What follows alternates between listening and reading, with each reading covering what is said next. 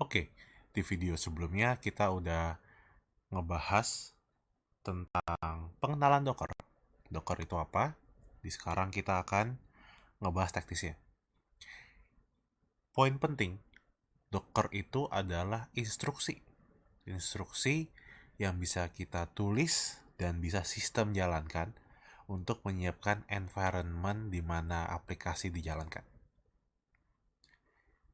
Pertama, kita pastinya buka suatu repository dulu yang udah gua suruh clone ya, karena kita bakal coret-coretan di sini. Kita bikin file. File namanya docker file. Kalau misalkan di Visual Studio Code ada extensionnya, jadi bisa di install aja kalau mau. Kalau enggak juga no issue. Docker file. Nah, instruksi. Instruksinya apa? Kayak satu, install Python. Kan tuh ribet ya. Nah, sebelum bahas instruksi, gue mau bahas dulu. Docker itu environment apa sih? Dalam arti, apa yang membedakan saat kita running aplikasi kita? Masih UV-Core main app. Sama nanti kita pakai Docker buat running. Nah, Docker itu akan membuat environment virtual sendiri yang terisolasi dari environment di mana dijalankan. Jadi kalau misalkan gue punya laptop nih, sekarang di laptop gue itu lagi running aplikasi gue. Nah, Docker itu kayak komputer mini di dalam komputer gue yang dia terisolasi dari komputer utama gue. Jadi layaknya kayak gue tuh punya uh, OS lain gitu di komputer gue. Nah, layaknya OS, gue harus layaknya OS, layaknya suatu komputer, suatu laptop gitu ya. Itu pasti dia punya basis atau dasar image, dasar operasi, apa sih? Sistem operasi bahasa Indonesia ya. Atau OS lah ya, operating system. Nah, itu Docker. Cuman yang sekarang kita tahu adalah saat kita mau install aplikasi kita, di sini kan kita ngomongnya konteks backend kita ya. Kita pakai Python. Instruksi yang gua kasih ke klien kalau kita pakai analogi yang tadi ya. Satu, install Python. Dua, install library dari requirements.txt. 3. Run UVcorn main app. Dah, instruksinya kayak gini. Nah, tapi kalau ini kita ngomongnya Docker, kita butuh step 0. Step 0 itu adalah OS apa yang mau kita pakai. Dan di sini karena Docker ya, itu tuh eksklusif kita ngomongnya ke Linux distribution. Ubuntu, Debian, segala macam. Nah, OS itu gimana? Kita sebut sebagai namanya base image. Nah, Docker itu ada term namanya image. Image itu apa? Image itu output dari Docker. Jadi, layaknya kayak GitHub, itu dia nyimpan atau berisi repository coding lah, aplikasi apapun itu. Docker itu punya juga yang nyimpen, namanya Docker Hub. Docker Hub ini isinya adalah image-image yang siap digunakan. Nah, kayak gini. Ada Ubuntu, ada Python, ada Redis, ada database, ada Node.js, ada TPD. Ini semua image Docker yang bisa kita pakai. Dan bisa kita pakai pun sebagai base image. Misalnya tadi OS gitu ya. Gue mau aplikasi gue run di Ubuntu. Oke, berarti gue harus pakai Ubuntu ini saat gue install OS.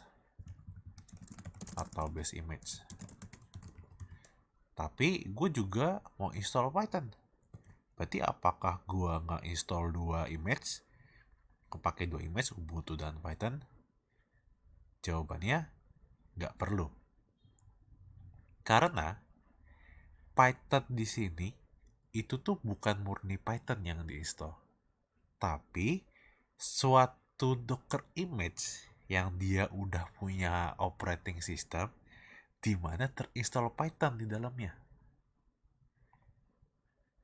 Jadi sebenarnya step 0.1 ini gua bisa persingkat jadi install base image yang udah terinstall Python juga. Kita coba cari ya Python yang nama image-nya, dan di sini selain nama image dia punya namanya text. Text itu versioning, ada latest, ada 3918, 3 berapa, 38, 39, itu semua versi. Di sini karena gue pakai 38, jadi gue cari 3.8. Nah, muncul nih. Gue bebas mau milih yang mana aja selama dia punya Python. Sebenarnya punya terinstall Python di image-nya. Nah, terus ini ada yang bikin bingung nih. Ada yang bullseye, ada yang bookworm, ada yang nggak ada apa-apa.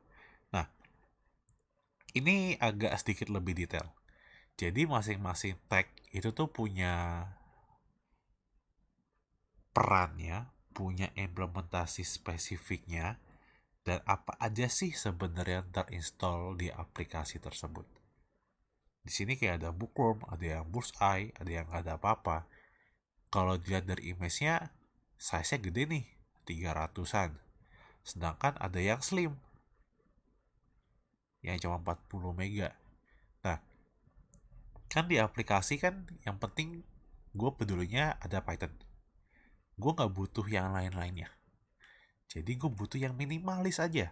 Toh juga lebih ringan, itu kan akan sangat berguna. Jadinya gue mau pakai Python 2 3.8 Slim. Nah, untuk Docker kan dibilang ada instruksi ya. Cuman ya karena ini untuk sistem, kita punya sintaks yang terstandar. Untuk kita define base image, kita pakai from. Nah, from Python 38 Slim ini akan kasih tahu, oh Docker image kita base-nya itu pakai image Python 38 Slim. Itu udah. Nah, setelah gue udah punya nih mini komputer yang nanti terinstall OS, terus ada Python di dalamnya, apa selanjutnya? Kita harus install library dari requirements.txt. Tapi kan file requirementnya di sini nih, di komputer utama kita, belum di komputer si Docker, belum di environment Docker. Gimana caranya? Oh, berarti gua perlu nge-copy. Dari mana? Dari kita, komputer utama, titik. Dari sini ke destination. Titik aja. Artinya di copy ke dimana current working directory Docker nanti. Nah, setelah gua udah punya file requirement.txt di situ, apa yang gua lakukan? Gua run command pip install. Run pip install -r requirements.txt. Udah. Nanti berarti Docker perlu run pip install. Kalau udah selesai, ini gua kasih komen install pip package dependency. Oke. Kalau udah semua, berarti tinggal run aplikasi.